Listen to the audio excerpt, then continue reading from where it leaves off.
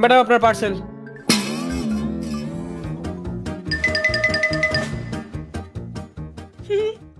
আরে তুই তুই মানে আপনি? আরে মুখ লোকাচ্ছিস কেন? হাতটা নিচে নামা, নিচে নামা।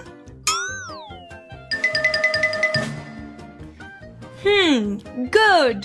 আমি না সত্যিই ভাবতে পারিনি যে তোর সাথে আমার কোনোদিনও দেখা হবে।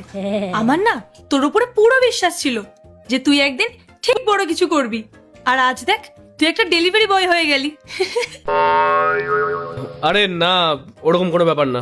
আমি জাস্ট এই কাজটা টাইম পাসের জন্য করছি, জাস্ট ফর পকেট মানি। বাকি আমার নিজস্ব বিজনেস আছে।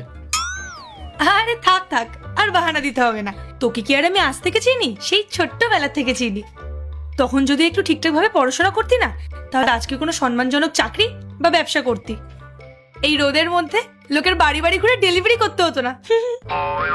পড়াশোনায় আমি বরাবরই ভালো ছিলাম, আর সময়টা আমি কার জন্য ওয়েস্ট করেছিলাম মানে নেই তার। আর তোর পেছনে ঘুরে ঘুরেই না আমার আজকে এই অবস্থা। আর আমার এই অবস্থা দেখে যদি তোর হাসি পায় না, তাহলে একটা কথা মাথায় রাখিস, এর জন্য দায়ী তুই। ও হ্যালো মিস্টার, নিজের এই ব্যর্থতার দোষ না আমার ঘাড়ে চাপাবি না একদম। আজ নিজেকে দেখ আর আমাকে দেখ। আমি নাকি এক সময় তোর প্রেমে পড়েছিলাম। ইস, এসব ভেবে তো আমার নিজেরই খারাপ লাগছে। তুই যে এই কাজটা পেয়েছিস না, এর জন্য তোর রোজ মন্দিরে গিয়ে ভগবানকে ধন্যবাদ জানানো উচিত। তুই জানিস আমি কি ভেবেছিলাম? আমি তো ভেবেছিলাম তুই হয়তো কোনো মন্দিরের সামনে বাটি নিয়ে বসে থাকবি। হাই, আমি কেন পার্টি নিয়ে বসবো? পার্টি নিয়ে তুই বসবি। আমার লাইফ পুরো সেট আছে। ভাগ্যিস তোকে আমি বিয়ে করিনি, না হলে আমারও না তোর মতনই হাল হতো। দেখা যেত তোর এই ডেলিভারি বয়ের ব্যাগ আমি পিঠে করে বয়ে বেড়াচ্ছি। হে, বড় বড় কথা বলিস না। হ্যাঁ, আর কি ভাবিস নিজেকে তুই? আমি না মাসে লাখ লাখ টাকা ইনকাম করি এই কাজ করে। তোর মতো বাড়িতে বসে ঝাড় দিই না। এই দেখ দেখ দেখ, মনে হয় তো টাকা পড়ে গেছে। হ্যাঁ হ্যাঁ, তুই তো টাকার মেশিন বসিয়ে রেখেছিস না, ওই জন্যই সব পড়ে যাচ্ছে।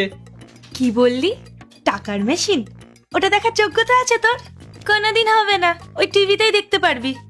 তুই স্কুলে যেমন ছিলি, আজও তোর মেন্টালিটি তেমনই রয়ে গেছে, একটুও বদলাসনি।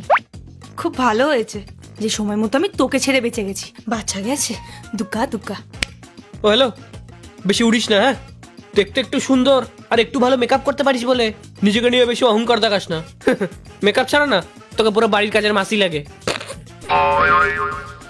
যে যেমন না, তার সামনে মানুষটাকে দেখে ঠিক তেমনই লাগবে। এটা তো স্বাভাবিক ব্যাপার। হনুমান মুখগোতাকার। হ্যাঁ হনুমান কাকে বললি? তুই হনুমান, তো দাদু হনুমান। এই একদম উল্টো পাল্টা কথা বলবি না, মুখ সামলে কথা বল, না হলে এই পার্সেলটা না তোর মুখে ছুঁড়ে মারবো। আমার মুখে ছুঁড়ে মারবি? মার মার। তুই আগে যেরকম অহংকারী ছিলিস না, এখনো ঠিক তেমনই আছিস।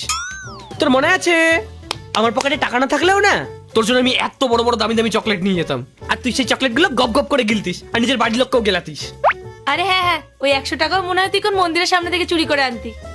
হ্যাঁ, ওটার জন্যও না দম লাগে। এই থাক থাক, তোর যে কত দম আছে সেটা আমি নিজের চোখেই দেখতে পাচ্ছি। তোর যদি সত্যিই দম থাকতো না, তাহলে আজকে ভালো কোনো চাকরি করতে পারতি, আর আমার মতো একটা বড় বাড়ি থাকতো তোর। তো কি করবো? হ্যাঁ, সবসময় তো তোর পেছনেই পড়েছিলাম। আমার বাড়ির লোক আমাকে কত বুঝিয়েছিল যে রাহুল, এখনো সময় আছে, শুধরে যা। আর সেদিনকে যদি আমি সত্যি শুধরে যেতাম না, তাহলে আমাকে আজকে তোর মুখটা দেখতে হতো না।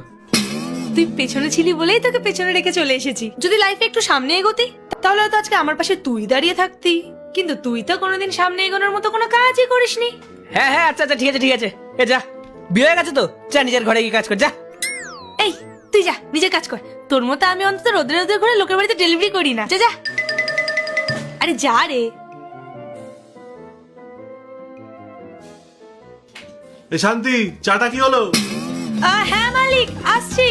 দূর, ভাল লাগে না।